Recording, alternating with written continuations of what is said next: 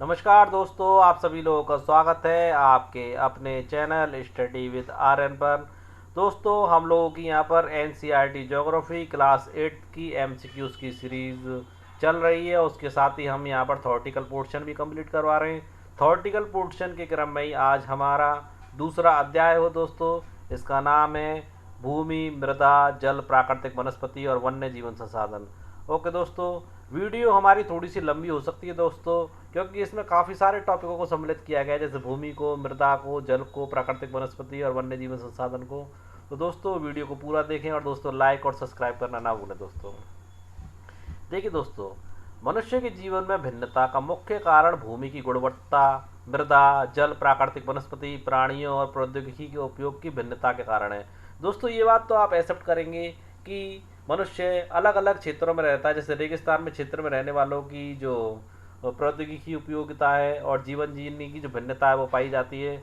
उसी श्रेणी में आपकी एनसीईआरटी बुक में दो उदाहरण दिए गए दोस्तों। एक दिया गया है आपका पीटर का, न्यूजीलैंड का दोस्तों, जो कि भेड़ पालन प्रदेश के मध्यवर्ती भाग में रहता है दोस्तों। और उस प्रदेश में दोस्तों ऊन का कारखाना चलाती है उसका परिवार। और वहाँ पर जो क्षेत्रफल बताया गया है, वहाँ का जो क्षेत्र के बारे में वर्णन दिया गया है, वो कुछ इस प्रकार दिया गया है कि वहाँ पर भेड़ों का वाड़ा है, कुछ दूरी पर पहाड़ियाँ हैं और एक विस्तृत घास का मैदान स्थित है। जब नवीनतम प्रौद्योगिकी और उस प्रौद्योगिकी का यूज़ करते हुए वैज्ञानिक विधि से इनका प्रबंध किया जाता है। और दोस्तों, साल भर की खेती बाड़ी के प्रबंध के लिए, फसलों के प्रबंध के लिए जैविक कृषि और सब्जियां उगाई जाती हैं। वहीं दूसरी ओर दोस्तों, इन लोगों ने एक बालिका को दिखाया है। वो जो बालिका है वहाँ पर वो आपका भैंसों या बकरियों को साफ़ करने का काम करती है। और वहाँ पर जो है वो आपकी मक्का और सेम उगाया जाता है। वो भी इतनी पर्याप्त मात्रा में उगाया जाता है दोस्तों कि उनके साल भर के खाने के लिए वो पूरा नहीं हो पाता दोस्तों। जो कि ये जो क्षेत्र बताया गया है, जो तंजानिया अफ्रीका का बताया गया है। ओके दोस्तों, इस प्रकार आपकी बुक में दो विभिन्न क्षेत्रों की या विभिन्न क्षेत्रों में रहने वाले लोगों की जीवन की विभिन्नता के संदर्भ में बताया गया है। आगे देखिए, इन स्थानों का एक दूसरे से भिन्न होने का मुख्य कारण इस प्रकार के संसाधनों की उपलब्धता है दोस्तों। बिल्कुल, मृदा की कहीं पर उपजाऊ मृदा है, कहीं पर अनउपजाऊ मृदा है, और कहीं पर जल है सफिशिएंट, कहीं पर जल नहीं है। तो उसके कारण भी ये मुख्य जो संसाधन होते हैं, रिसोर्सेज, उसकी उपलब्धता में अंतर देखने को मिलता है।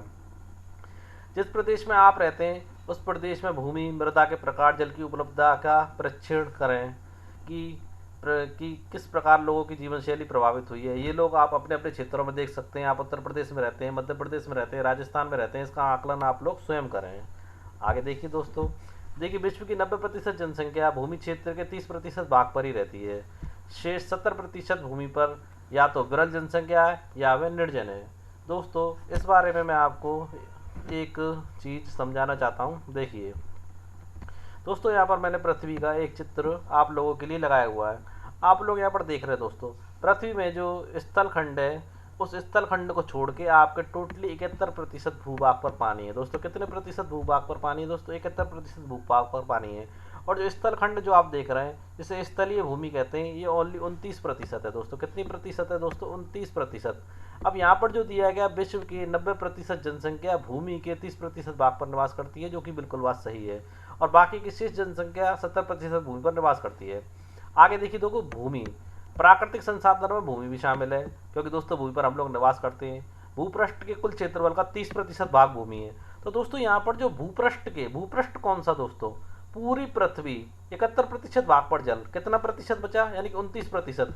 तो भूपृष्ठ, टोटली भूपृष्ठ कितना है दोस्तों? 29%। इस 29% का कितना बताया दोस्तों? 30%। यानी कि इसके भी 30% भाग पर भूमि है दोस्तों। कितने पर है? 30% भाग पर भूमि है। यही नहीं, थोड़े से प्रतिशत के भी सभी भाग आवास योग्य नहीं है दोस्तों, क्योंकि कहीं पर पर्वत है, कहीं पर पठार है दोस्तों। उम्मीद है दोस्तों इस बात को आप लोग समझ गए होंगे।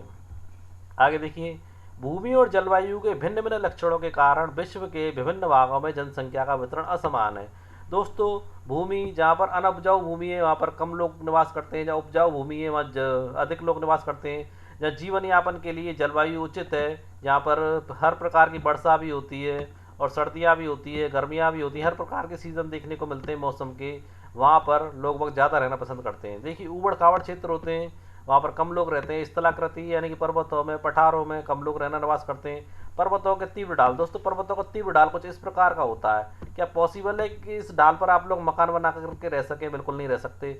जलाक्रांत यानी कि जल में डूबे हुए क्षेत्र, उसमें भी आप नहीं रह सकते। मरुस्थल में भी रहना बहुत मुश्किल होता है दोस्तों। और सघन क्षेत्र सामान्य विरल और निर्जन होते हैं, यानी कम लोग निवास करते हैं। आगे देखिए दोस्तों, देखिए उर्वर मैदानों यानी कि उपजाऊ मैदानों और नदी घाटियों में कृषि के लिए उपयुक्त भूमि है, इसलिए ये स्थान विश्व के सबसे घने क्षेत्र हैं। दोस्तों जितनी भी सभ्यताएं डेवलप्ड हुई हैं, चाहे वो सिंधु घाटी सभ्यता हो, हड़प्पा सभ्यता हो, कालीबंगा सभ्यता हो, सारी सभ्यताएं नदी घाटियों के पास ही डेवलप्ड हुई है दोस्तों, क्योंकि वहाँ पर जीवन जीने के लिए सारे पर्याप्त साधन मिल जाते हैं। देखिए दोस्तों, भूमि उपयोग। भूमि का उपयोग विभिन्न कार्यों के लिए किया जा सकता है, जैसे दोस्तों कृषि के लिए करते हैं, फसलों को उपजाने के लिए, वानी के लिए, खनन करने के लिए, सड़कों और उद्योगों की स्थापना करने के लिए साधारणतः भूमि का उपयोग किया जाता है। देखिए दोस्तों, भूमि का जो उपयोग है उसके भौतिक कारकों द्वारा भी निर्धारित किया जाता है, जैसे स्थल आकृति, यानी कि उसकी स्थल की आकृति कैसी है, उसे किस प्रकार यूज में करना है, वहाँ की मृदा कैसी है, वहाँ पर फसल उपजानी है दोस्तों, क्या करना है, कौन सी फसल उपजानी है। बहुत सी फसलें ऐसी होती हैं दोस्तों जो साल में 2 बार उपजाई जा सकती हैं। कुछ फसलें कुछ क्षेत्र विशेष में जाके मृदा अनुकूल नहीं होती, वहाँ पर एक बार ही फसल उपजाई जाती हैं दोस्तों। एक चीज़ और बता देता हूँ, जो आपकी आपकी बागवानी जिसे बोलते हैं, जहाँ पर फल सब्जियाँ उगाई जाती हैं, वो आपके मीठे पानी के क्षेत्र में ही उगाई जा सकती हैं। जबकि गेहूँ आपका हर प्रकार के मौसम में उगाया जा सकता है, यानी हर प्रकार के खेत में उगाया जा सकता है एक बार। पर सब्जियाँ आपकी प्रत्येक खेत में नहीं उगाई जा सकती, जहाँ मृदा अनुकूल होगी, पानी अच्छा होगा, वहीं उगाई जा सकती है।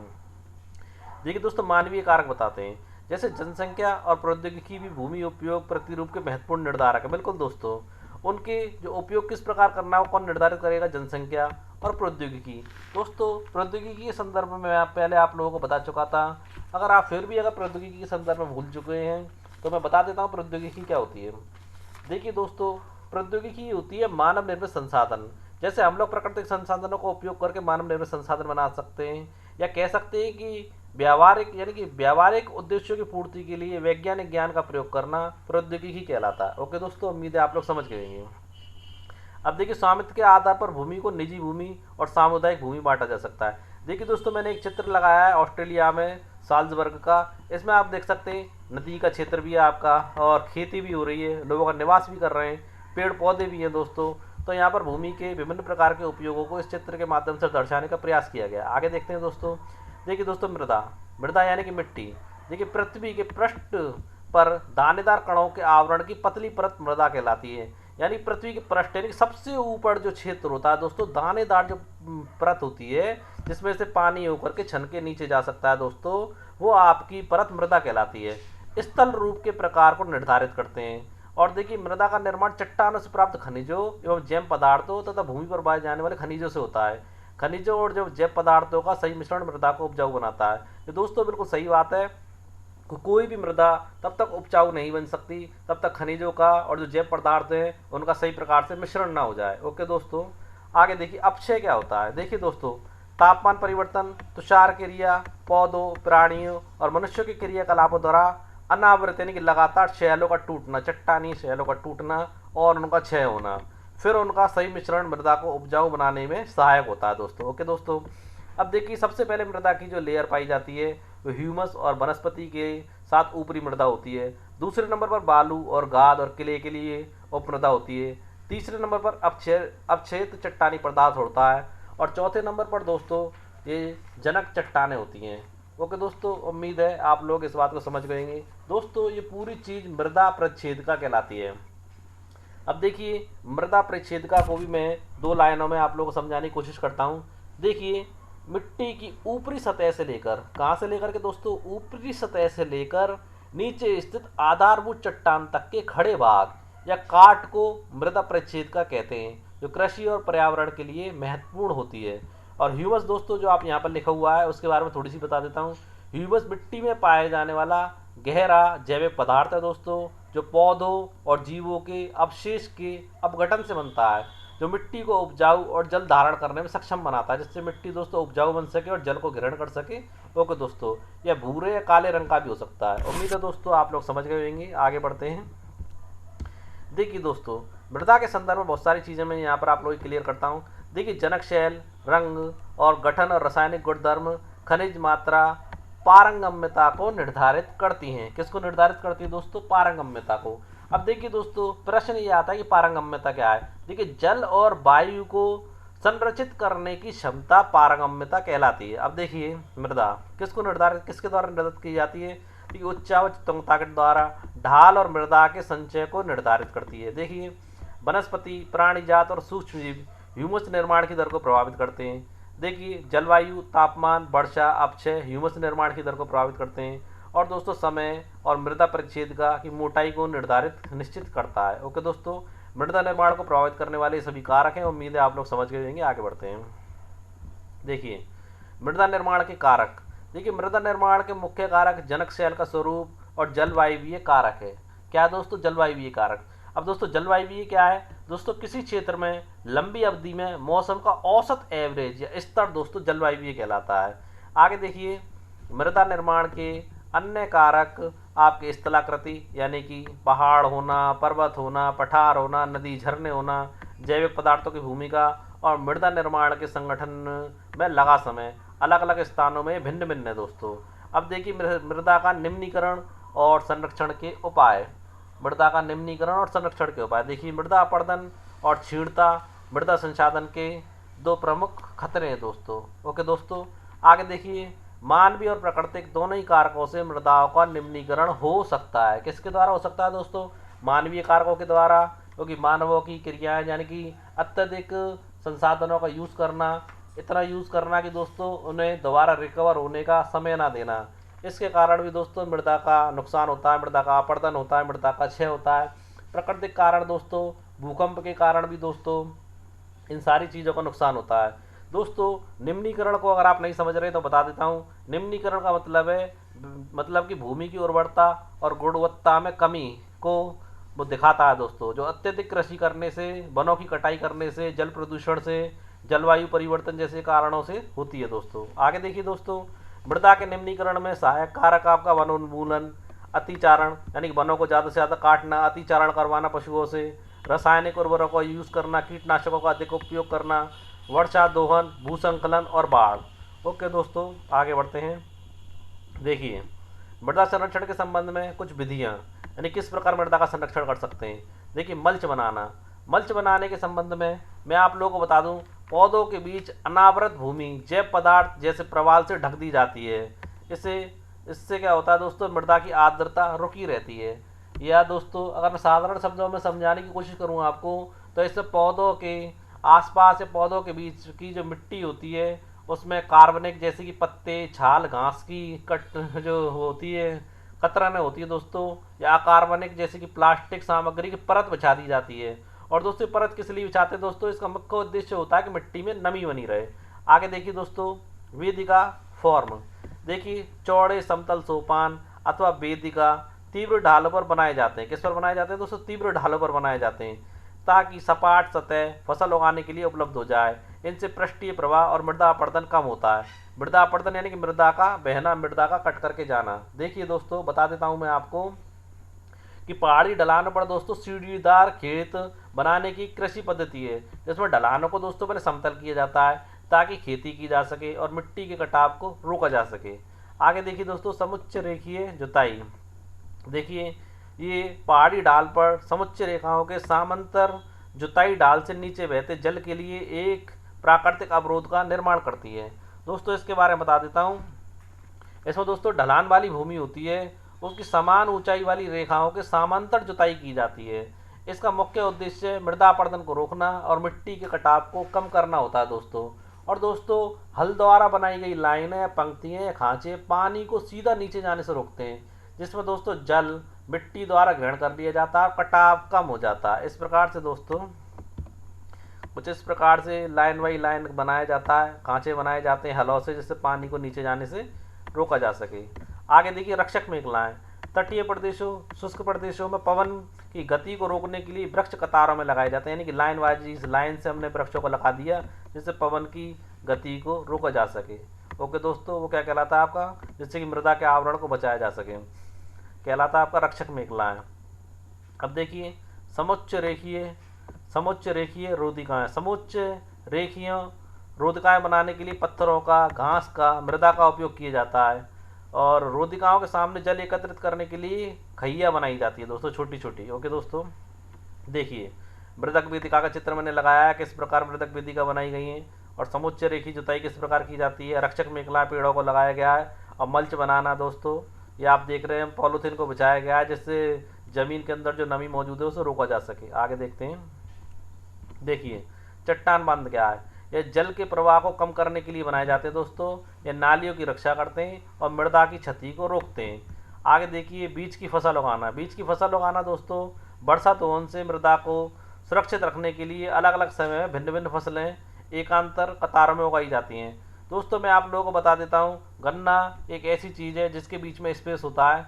तो उस फसल के साथ साथ दोस्तों देखिए थोड़ा और डिस्क्राइब करने की कोशिश करता हूँ। तो बीच बीच में या खाली जगह में कोई दूसरी फसल लेना, जैसे दोस्तों गन्ना का अंकुरण एवं वृद्धि मंद होती है, इसीलिए दोस्तों बीच में फसल ली जा सकती है, क्योंकि इस फसल की रोपाई खाली स्थान छोड़कर की जाती है। ओके दोस्तों, उम्मीद है आप लोग समझ गएंगे। अब देखिए दोस्तों यहाँ जो पॉइंट दे रखा है कि वर्ष 1975 में मानव उपयोग के लिए जल की खपत कितनी थी दोस्तों, 3850। और अब वर्तमान में कितनी हो गई है दोस्तों, ये 6000 और उससे भी ज़्यादा बढ़कर हो गई है दोस्तों। आगे बढ़ते हैं दोस्तों। देखिए भूसंकलन।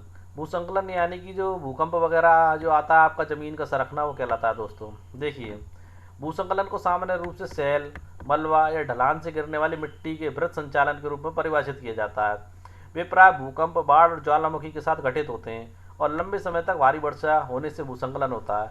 भूसंकलन का चित्र भी मैंने यहाँ आप लोगों को दिया है। और दोस्तों भूसंकलन के संदर्भ में मैंने आपको MCQs वाली वीडियो में अच्छे समझा दिया था, फिर भी समझा देता हूँ दोस्तों। भूसंकलन चट्टानों के गिरने से लेकर मिट्टी और मलबे के बड़े प्रवाह तक हो सकते हैं और ये अचानक या धीरे धीरे हो सकते हैं। और इसके बहुत सारे कारण होते हैं दोस्तों, भारी वर्षा, भूकंप, ज्वालामुखी गतिविधियाँ, प्राकृतिक क्षरण और कुछ मानवीय कारण भी होते हैं दोस्तों। अब देखिए दोस्तों नेक्स्ट आपका जो टॉपिक है वो है जल। जल यानी कि पानी, जो कि बहुत ही महत्वपूर्ण है। जल एक महत्वपूर्ण नवीकरणीय प्राकृतिक संसाधन है दोस्तों। और देखिए दोस्तों भूपृष्ठ की 3/4 भाग जल से ढका हुआ है, इसलिए इसे जल ग्रह कहना उपयुक्त रहता है दोस्तों। देखिए एक टपकता नल एक वर्ष में 1200 लीटर जल व्यर्थ करता है। देखिए दोस्तों जल के बारे में थोड़ा सा डिस्क्राइब करने की और कोशिश करता हूँ दोस्तों। जो पृथ्वी का जो भूपृष्ठ का भाग है 3/4 भाग जल से ढका हुआ है दोस्तों। और देखिए दोस्तों हमारे लिए जो पीने का जल है दोस्तों 1% पीने का जल है। आलवड़ जल केवल दोस्तों मैंने पिछली वीडियो में आप लोग बता दिया था, फिर दोबारा से बता देता हूँ दोस्तों। आलवड़ यानी कि नमक रहित जल जो है वो ओनली 2.7% है, जिसमें पीने के लिए जल 1% है। उस 1% आलवड़ जल दोस्तों जो मानव उपयोग के लिए है, वो जल भी दोस्तों नदियों के द्वारा मिलता है, झीलों के पृष्ठीय जल के रूप में पाया जाता है तथा वायुमंडल में जलवाष्प के रूप में पाया जाता है। बाकी टोटली दोस्तों 70% बर्फ जो जल है आपका वो लवणीय हैं। और दोस्तों उसके साथ भी वो बर्फ की हिमानियों से घिरा हुआ है। बर्फ जो है बर्फ की चादरों हिमानियों के रूप में अंटार्कटिका, ग्रीनलैंड और पर्वतीय प्रदेशों में पाया जाता है। ओके दोस्तों, और अपनी स्थिति के कारण ये मनुष्य की पहुंच से बाहर है। ओके दोस्तों, उम्मीद है आप लोग समझ गए होंगे। देखिए वर्ष 1975 में मानव उपयोग के लिए जल की खपत इतनी थी और अब ये इतनी हो गई है, ये मैंने आपको बता दिया दोस्तों। आगे बढ़ते हैं। देखिए जल उपलब्धता की समस्या है। देखिए विश्व के कई प्रदेशों में जल की कमी है, जो बात बिल्कुल सही है दोस्तों। रेगिस्तानी क्षेत्रों में तो बिल्कुल जल देखने के लिए भी नहीं मिलता।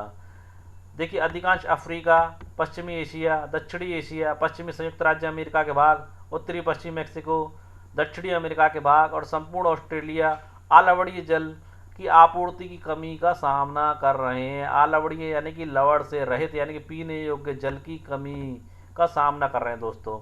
ये देश ऐसे जलवायु प्रदेशों में स्थित है दोस्तों जहाँ अक्सर सूखा पड़ता है। अगर बारिश पड़ती तो दोस्तों पीने लायक जल हो जाता, परंतु वहाँ सूखा पड़ता है तो इसलिए वहाँ पर आलवड़ी जल की बहुत कमी यानी कि पीने लायक जल की कमी है। और में जल भराव की अधिक समस्या बनी रहती है। देखिए दोस्तों जल अभाव की, जल भराव नहीं दोस्तों, जल अभाव यानी कि जल की कमी की। देखिए इस प्रकार जल का अभाव मौसमी अथवा वार्षिक बढ़चढ़ में विविधता यानी कि पूरी साल भर में जितना पानी बरसता है उस वार्षिक बढ़चढ़ में विविधता के परिणाम स्वरूप हो सकता है। और अति उपयोग जल स्रोतों के संदूषण के कारण भी जल का अभाव हो सकता है। ओके दोस्तों, आगे बढ़ते हैं। देखिए दोस्तों यहाँ मैंने एक किसान का फोटो लगाया है जो कि आपकी बारिश का इंतजार कर रहा है और भूमि दोस्तों जगह जगह से चटक गई है। और देखिए दोस्तों यमुना नदी में वाहित मल यानी कि गंदगी, औद्योगिक जो डस्ट आती है वो और कचरे के कारण प्रदूषण बढ़ता जा रहा है, जिसके कारण यमुना का जल भी पीने लायक नहीं बच रहा है दोस्तों। ओके दोस्तों, उम्मीद है आप लोग इस बात को समझ रहे होंगे। देखिए दोस्तों, जल संसाधनों का संरक्षण कैसे करना चाहिए। अशोधित या आंशिक रूप से शोधित वाहित मल या कृषि में उपयोग होने वाले रसायनों का विसर्जन, जल निकायों में औद्योगिक जो बहाव होता है वो प्रमुख इसका कारण है दोस्तों। ये सारी चीज़ें मल का दोस्तों, कृषि के रसायनों का दोस्तों, उद्योगों में जो केमिकलों का यूज़ कर किया जाता है उसके कारण दोस्तों जल का बहुत ज़्यादा नुकसान हो रहा है दोस्तों। इन सारी चीज़ों को रोका जाना चाहिए।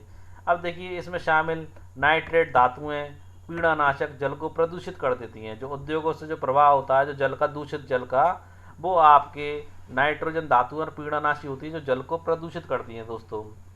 देखिए दोस्तों, एक बात बता देता हूँ मैं आपको।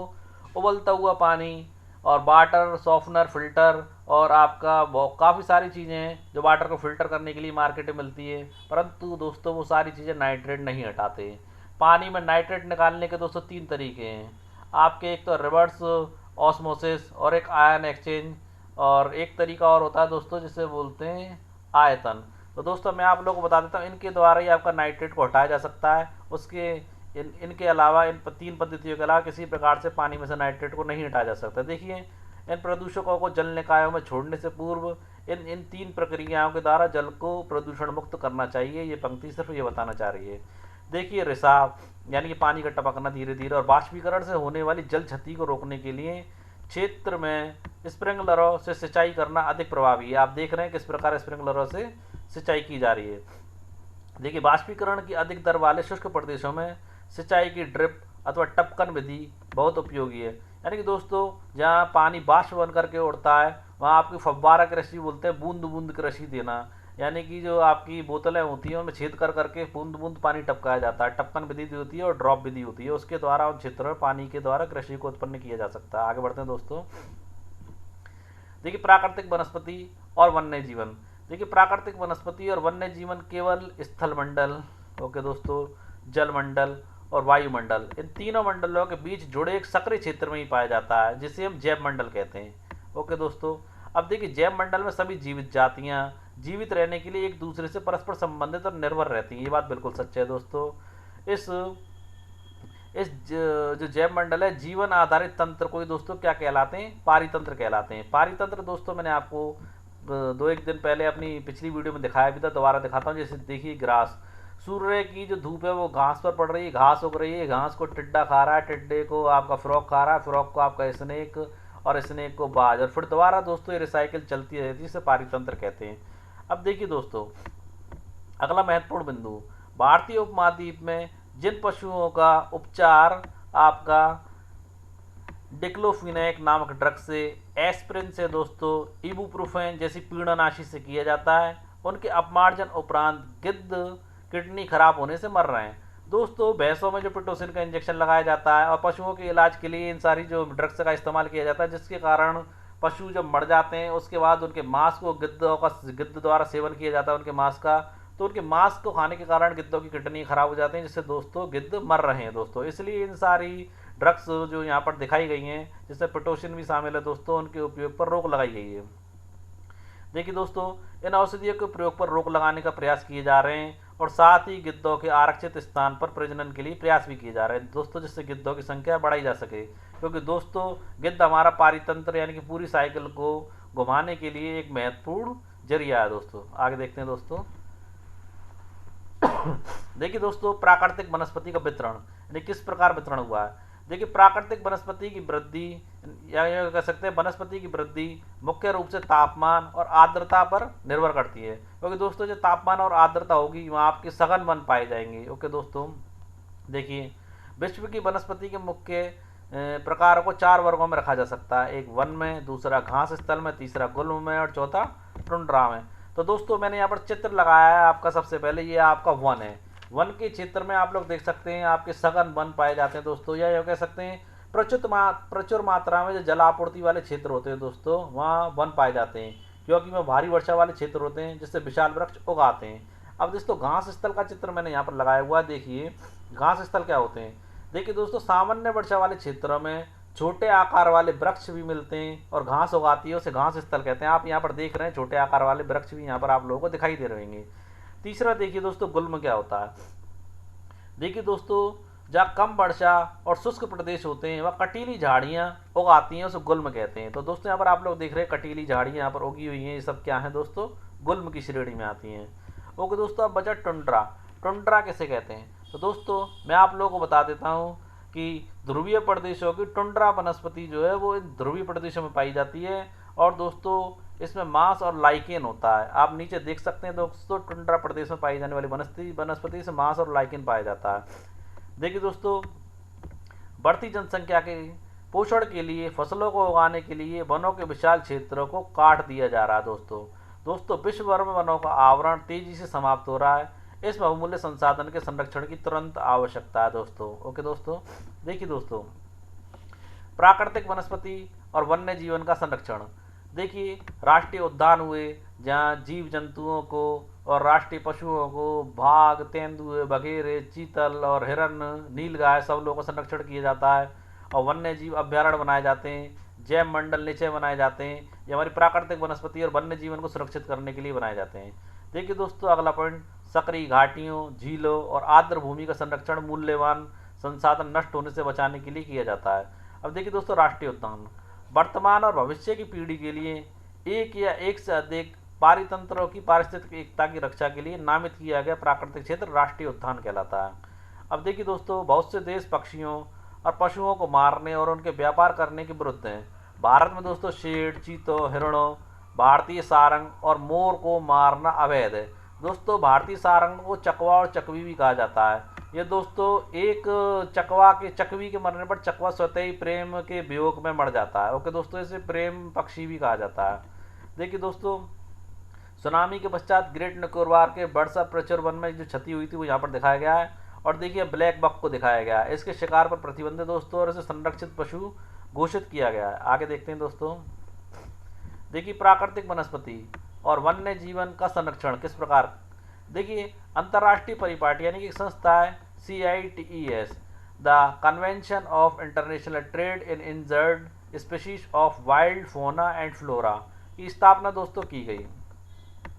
और दोस्तों जिसने प्राणियों और पक्षियों की अनेक जाति की सूची तैयार करी।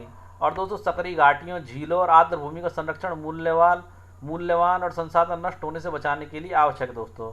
अब दोस्तों जैव मंडल निचय समझा देता हूँ आपको। एक वैश्विक नेटवर्क है दोस्तों, इससे जुड़े रक्षित क्षेत्रों की एक श्रृंखला है जिसे संरक्षण और विकास के बीच संदर्भ को प्रदर्शित करने के इरादे से बनाया गया है।